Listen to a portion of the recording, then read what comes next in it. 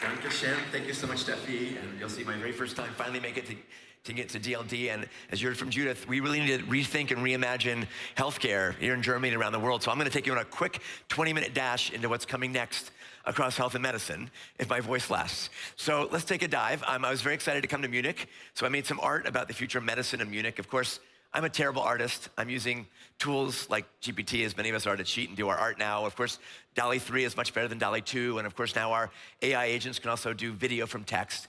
Just an example of how quickly the world is moving, right? And sometimes you can see it still makes some mistakes. But these new tools are really starting to impact health and medicine in very dramatic ways. It's moving very, very quickly to the point where these generative AI agents can do a much better job than me and most of my fellow physicians at passing the medical boards, for example. The new agents are even getting better across the board at diagnostics and figuring out the right therapy per patient.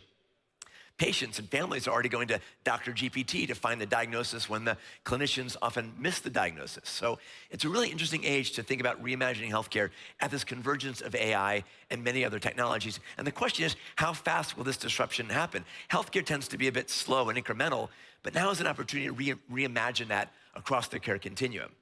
And it's often feeling like the future is sometimes coming a bit faster than we might expect. And of course, there's still mistakes, errors, and biases. But as we think about the future of medicine, we need to think about the art of the possible. And also think about some of the potential downsides. I mean, Sam Altman, who's been here, has a famous quote that GPT is like an e-bike for your mind. But what happens if your kids never learn how to ride a regular bike or never develop their biking muscles? Or a medical student never develops the skills of developing a differential diagnosis by themselves? So lots of challenges and opportunities. But I'm an optimist. I don't think we'll just be in an era of generative AI, but of generative health. Well, each of us will have our own sort of personalized agents that interact with us based on our age, culture, language, personality type, healthcare journey goals. And so we're entering this era, as we've heard about today, of not just agents, but of agentic health that will completely match us and give us guidance across our care continuum. So hopefully some of these new tools, AI included, will help make health and medicine much more intelligent, much more available, much more democratized, much more precise, and even preventative and proactive. Now, I think our challenge and goal is to go from where we are now, in an era of not healthcare, but of sick care, intermittent reactive sick care, to a future that's much more continuous, proactive, anytime, anywhere, aligned with our incentives and our workflows. And of course, it's not just about AI. Many other technologies are moving very, very quickly. And when they come together, and that super convergence gives us this opportunity to rethink healthcare. I gave an old TED talk way back in 2011. The theme there also was this kind of super convergence. How do we take these technologies and put them together and leverage them to solve the challenges we have before us? So now we have these new tool sets. Most of them didn't exist when I was a Stanford medical student 20-something years ago. They give us this opportunity to reimagine what's possible today and what will be possible in the next decade, which will make the last 10 years look slow. It's also a great time to invest in healthcare. I have a fund that invests in early stage companies. Almost all of them are leveraging the super convergence of technology to address the grand challenges of health and medicine. Not just the sick care side, but also, as we've heard about today, longevity, and I like to think of it more as health span. Many of us might want to live a long time, but we don't want to be 120 and feel 120. So we want to think about extending our lives in healthy ways, and the science is starting to catch up. So start sleeping well, eating right, exercising. There's a lot of snake oil in the space, but we're going to see technology catch up to the point where we might have a new field of restorative medicine. Now, we've seen a lot of change and disruption. Many of you are disruptors in many other fields. We've seen the pandemic disrupt our lives over the last 5 years. And I think we can take some of that energy that's come into healthcare from the pandemic to move us into a new health age. Just like Sputnik sparked the space age, COVID sparked a bit of a new health age. We were able to do things that often took 10 years and sometimes 10 days or sometimes 10 hours. And so I'm hopeful that we can take some of that energy moving forward into this new era. So let's take a look about what's next, all right? The future of medicine is often thought about in different silos. I wrote an article, The Future of Medicine, back in Nat Geo a few years ago. It's not about any one technology, but it's how we mash them up again in new ways. And sometimes, of course, it's not about the technology itself. It's how we leverage it and incentivize its use. We don't practice evidence-based medicine. We practice reimbursement-based medicine. So we need to think about moving our incentives to more health and prevention, not just treating the sick care situation. Now, I've had an interesting journey over the last 15 years sharing medicine at something called Singularity University, building a program called Exponential Medicine, which is now called NextMed Health. And the theme there is that the future of medicine is not built between different silos, but by converging them. So at NextMed Health, we bring folks from the Eric Topol's and the Paul Stamets of the world to look at everything from AI, robotics, chatbots, and beyond, and also to change mindsets. I love this quote from Tony Young, the head of NHS, who shared the quote that the difficulty lies not in the new ideas, but in escaping from the old ones. That's often the hardest challenge, particularly in health and medicine.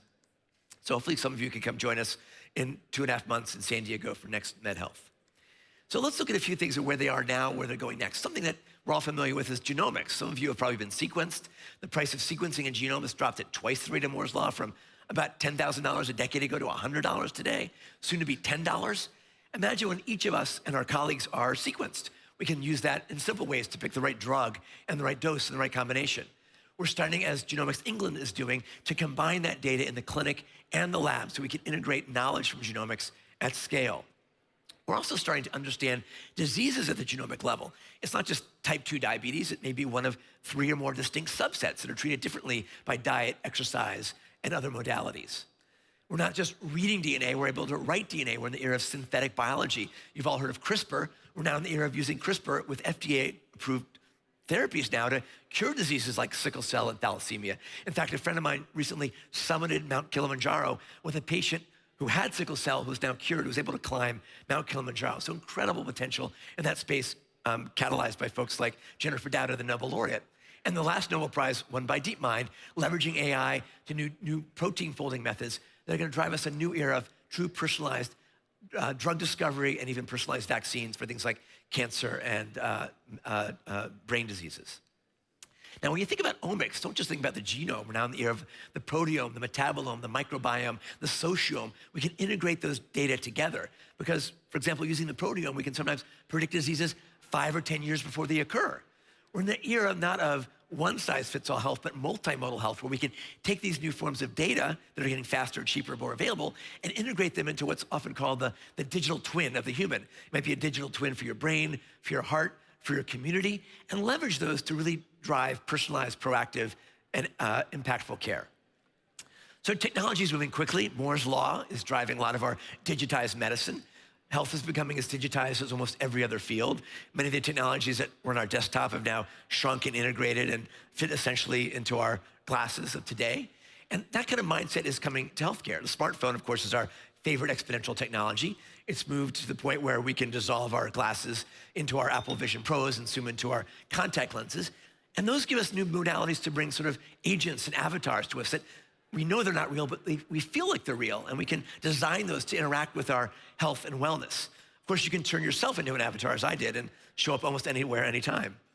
Hello there. This is Virtual Daniel. On behalf of Avatars Everywhere, it's wonderful to be with you in Munich for DLD, exploring and catalyzing what's next in the increasingly AI and digitally enabled world of health. Now, I'm going to rest my neural circuitry, so I'm handing it back to real Daniel. See you in the Mediverse. Okay, thanks, Facial Daniel. I need your voice back. But these avatars, again, are gonna become part of our care paradigms. It's not like we wanna replace nurses, but we need to upskill nurses to do what they're best at and let the sort of the scut work be held by the AI. Now, in this augmented, virtual, and extended reality age, we're now blending that with spatial computing. 10, 12 years ago, we had our Google Glass. I still have these, or they don't really work, but that was the vision 10 years ago. Now these technologies are shrinking into our real glasses and are gonna continue to augment clinicians in the operating room to see through patients and improve their outcomes, to be guided step-by-step through surgeries, to leverage lessons from augmented reality from other fields. I've been a pilot. I've served in the Air National Guard as a flight surgeon, flying in cockpits. We use heads-up displays to give us better situational awareness when we're flying fighter jets, to know where the bad guy is, to warn us if we're about to hit a mountain. It'll talk to us, remind us to pull up. What if we use those kind of tools for behavior change when we're wearing our augmented reality glasses? We'll see our breakfast in one way, then maybe in another way, and give us a little nudge before we dive in. Right, so those tools are there. And speaking of aviation, when I started to fly, I used paper maps, digital. I've been an analog cockpit. Now my plane has a GPS cockpit, touchscreen, real-time situational awareness of the weather, the traffic, the frequencies. What if we brought that sort of same knowledge to the dashboard of the patient, the clinician, and the healthcare system, not just the fighter pilot? So these new augmented and virtual tools can really upskill our education and let kids understand their anatomy. Here's my son wearing his augmented reality t-shirt. They can become new tools to see our not just you of today, but you of tomorrow. When you look in the mirror and you see you of tomorrow, you're working out, or you keep having, Wiener Schnitzel or strudel for dinner, you of tomorrow, it gives you a different perspective of your future state. So you can see myself now, and about 100 strudels later, that's not so good. Or if you have a patient who smokes, you can show them before smoking and after smoking. Those kind of tools can give you power for behavior change. Or if you spend too much time on social media, right? So now almost everyone can be turned into an avatar very, very easily. You can all become avatarized. And a friend of mine has built a platform just for that. You can scan your body and see what happens, before you lose weight and after you lose weight, and use that again as an incentive to stay on track and move things forward. So these are new tools we have in our paradigm set. Okay. Of course, there's also virtual reality. It's very fun to put grandma on a roller coaster. Now, and virtual reality is not just for video games. It's becoming a tool. It can be a tool for older folks to travel the world or help treat dementia. Virtual reality can be used to treat pain patients. Virtual reality is being leveraged in virtual physical therapy modalities to keep people engaged, gamifying your physical therapy. It's being used in mental health, where you can bring a virtual avatar into your space to interact with as a virtual coach. There are now video games that are FDA cleared to improve mental health. So we're seeing this sort of convergence of AI, video games, and mental health that are now even FDA cleared that will show up across our different systems. Virtual reality, of course, is a key way to improve medical education, other forms of medical education. You can learn about heart anatomy, for example. Walk inside that heart. You're never going to forget that anatomy when you've sort of been inside that actual physiology and understand at that level. It's being used to train next-generation surgeons to go into the operating room and make mistakes like in a flight simulator, not as on patients. We're going to see the future of the operating room can be completely synthesized with AI machine learning to guide surgeons step by step, so the below average surgeon becomes a master surgeon. And increasingly, robots will integrate into that play. And just like we've gone from driver assist to clinician assist, we'll see almost full autonomy come to many elements of our interventional paradigms. What about diagnostics? That's something on the exponential as well. About 10 years ago, you get the very first example of a EKG on your smartphone case. Now you can get an EKG on your credit card. These are becoming AI enabled. They can give diagnostics and screening anywhere on the planet. You can use your smartphone, a microphone, to look inside your kid's ear and diagnose an ear infection. The camera itself can pick up heart rate, vital signs, and other elements, so you don't need to wear anything for those modalities. So kind of vital signs can be collected almost anywhere, anytime, kind of from the virtual medical selfie. All sorts of data can come from what's all called the digitome. Speaking of a medical selfie, the camera on your smartphone can turn into a laboratory. Instead of bringing your urine to the laboratory, you can dip your urine at home and check for a urinary tract infection or preeclampsia, early signs of kidney disease, easy peasy, FDA cleared, and just easy to do at home. So that's sort of part of the future of the AI-enabled lab. The microphone on your phone also can firm as a biomarker, as a digital voice biomarker. Voice is a biomarker not for someone who might have just had a cold, but signs of mental health challenges, signs of early neurologic disease, the sound of your cough, is it croup, COVID, or just a common cold? The sound of your voice can also predict how high your blood sugar is, so it can be used as a form of screening for things like diabetes. Now, what these tools enable us are new ways to measure our behaviors, and particularly our bad behaviors, which would often drive most of our chronic conditions. It's only been, 15 years since the first Fitbit launched. Now these sort of wearables and otherables, I've got 5 different wearables on, I'm sure you do as well, can give us a picture of almost every element of our health and our physiology. And the sensors are going beyond our wrist to sensors inside our pills that can track our adherence. The next generation watches and Fitbits won't just do our steps, but also our blood pressure and our blood sugar. So what are we gonna be able to do with that? That kind of intense information measured continuously. There are now patches on the market that can stream essentially an intensive care unit level of data. So we have new opportunities to go from hospital to home and change where care is given. There are, of course, now ingestibles. There are patchables that are powered by our body movement. There are earables that measure our vital signs and give us cognitive support. There are insidables that live inside our body that can stream our vital signs. There's whole new ways that even electricity can be used as medicine. So the art of the possible and this convergence is becoming quite extraordinary. And even our very common Oura Ring or Samsung Ring can give us incredible opportunities, not just to measure our sleep. If you guys do nothing else with their digital data, start to optimize your sleep, that's really important. But they can start to measure and predict pregnancy 5 days before a home pregnancy test. They can predict whether you have COVID or how you responded to a COVID booster. So these consumer devices are becoming medicalized. And they can give you simple data. If you have a patient who's gone home from a total knee surgery, you can measure, are they walking more and doing great or walking less? And maybe avoid a problem by detecting a problem before they have a fall. And essentially, these tools can also start to measure your mobility. Mobility is going to become the new vital sign that's so important to healthy aging going forward. And we're going to have new tools to help with our mobility, like wearable exoskeletons that are going to enable a 90-year-old to get around like a 30-year-old. My favorite wearable, of course, is the jet suit, which is also being used for medical reasons. I got a chance to try and fly one. Most of the time, I did not look like James Bond. Most of the time, I looked more like that. But it's a fun wearable.